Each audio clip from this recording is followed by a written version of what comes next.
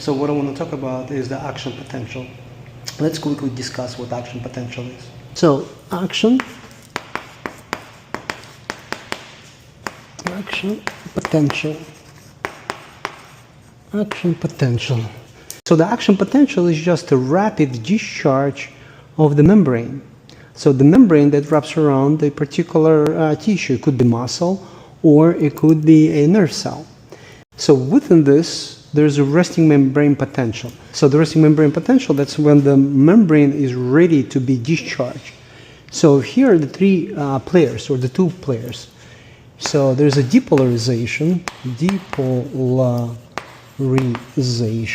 that's a discharge of a membrane, and this is a repolarization, this is a recharge. So think of that like you have a bow and arrow, right? So for example, I'm setting the membrane potential, I'm sitting at the resting membrane potential, but what I did, I just recharged it, and when I let it go, right, it is discharge. That's what is depolarization. And once I depolarize, I have to repolarize.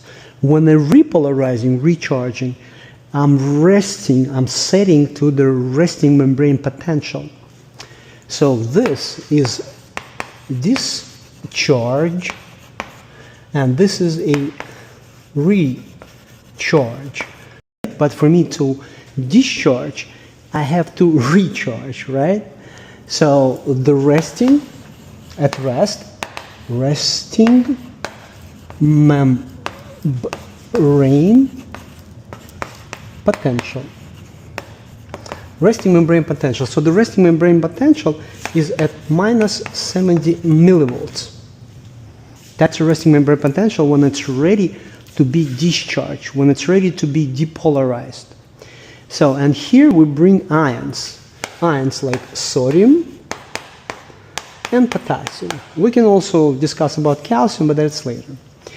So the membrane, inside of the membrane, muscle cell or the nerve cell, and again, action potential is just a rapid movement of electrolytes through the membrane, so the membrane will discharge. The membrane is able to perform an action. If it's muscle, it will contract. If a nerve cell, that we're able to conduct electrical current along the axon towards the target organ. Let's say this target organ is a muscle. So the resting membrane potential at millivolts is minus 70 millivolts, approximately. So how do we depolarize this membrane? How are we able to send an electrical impulse? So we have to get to plus 30 millivolts. So to get from negative to positive, we somehow have to make this membrane more positive and less negative. How do we make this more positive and less negative? By bringing the sodium inside of the cell. Sodium is positive. By bringing more positives here, right, and from minus 70 you climb to plus 30. And that's a depolarization.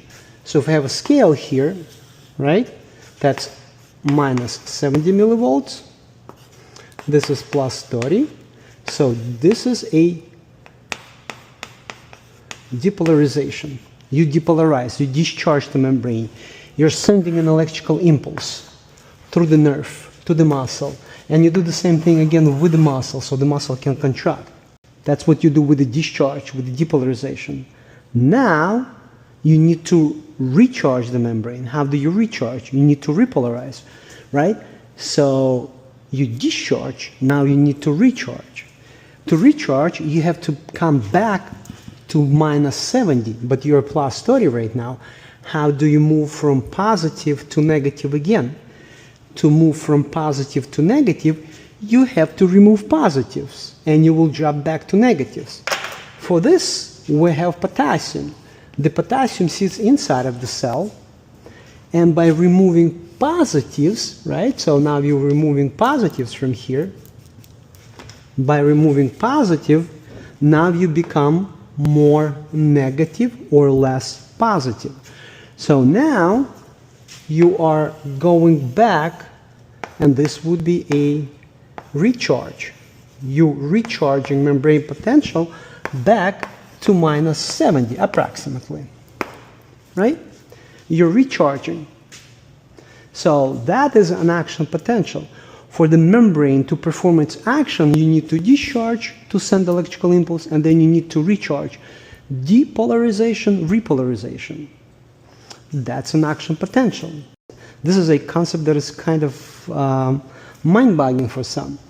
So obviously, there's outside of the membrane, there's more sodium and there's less potassium. And inside of the membrane, you have less sodium and there's more potassium.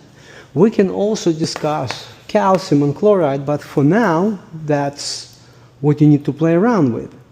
So again, minus 70, how do you climb to plus 30? You just bring more positives here. And that more positive would be in the form of sodium. So you're climbing high.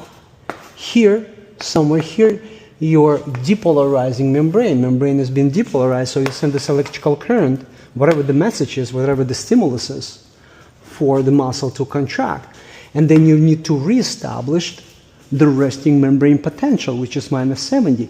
How do you do this? You remove positives, right? You remove these positives that was here by removing positive potassium. And from plus 30, you go back to minus 70 approximately. So that's a repolarization, recharge. But what actually happens that you can hyperpolarize membrane. Not necessarily you end up at minus 70, you can also end up at minus 90. But you need to come back to minus 70 millivolts.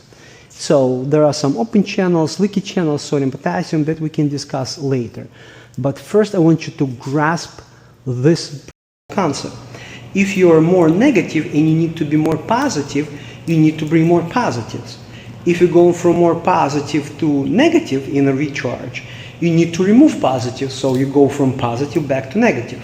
I know it's mind-boggling, but that's what it is.